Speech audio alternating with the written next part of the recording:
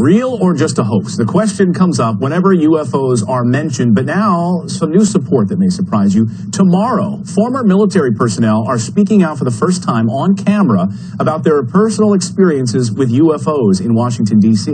Investigative journalist Leslie Kane has been studying this for years. She's the author of the new book, UFOs, Generals, Pilots, and Government Officials Go on the Record. She's here to talk about it. Leslie, great to see you this morning. Great to see you, Clayton. So you spent 10 years working on this book. You have 5 different military generals that you've interviewed in this book. How did you manage to pull all this together?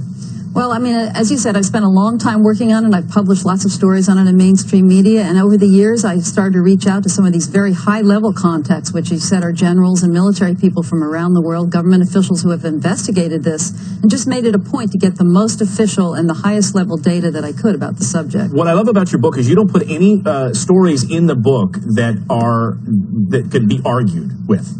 You call yourself a UFO skeptic. So none of the stories in the book, you say, could be argued with. I agree with you. I mean, the evidence is irrefutable for some kind of physical phenomenon, and it's well documented in the book through multiple witnesses, radar, ground traces that are left by things that land. And airline pilots, right. Officials, and so forth. Let's start with one, actually. This was at Chicago O'Hare Airport in 2006.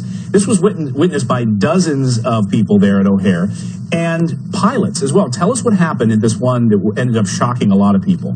Absolutely. There was a disc that was hovering right over the United Airlines terminal, a round, metallic-looking disc that lots of people saw, as you said. It hovered there for maybe 5 minutes minimum and suddenly shot straight up through the clouds above it. There was a cloud bank above it and left this absolutely crisp hole in the clouds. People underneath could look up and see the blue through the cloud.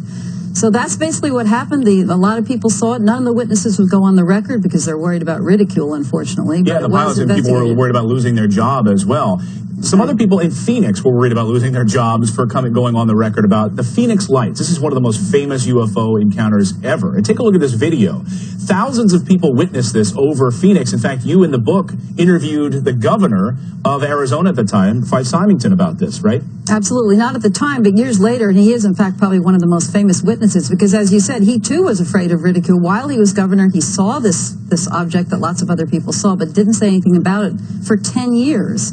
10 years later, he decided that it was time to make amends to the people that he had withheld this information. It was very important to the people of Arizona that they know that he was one of the people that saw it as well. And he's featured in the book. Also in the book is McMinnville, Oregon. This one goes back to 1950, and I think this is fascinating. Way before Photoshop. Take a look at this photo. What are we seeing here? Yeah, this was taken like with a brownie camera. A farmer and his wife were just out on the farm in the middle of nowhere. They saw this disc hovering overhead, ran in and got their camera, took 2 very, very incredible photographs that have been well documented and studied by laboratories for decades. Well, I would encourage everyone to pick up this book. If you're sitting there as a skeptic, read it from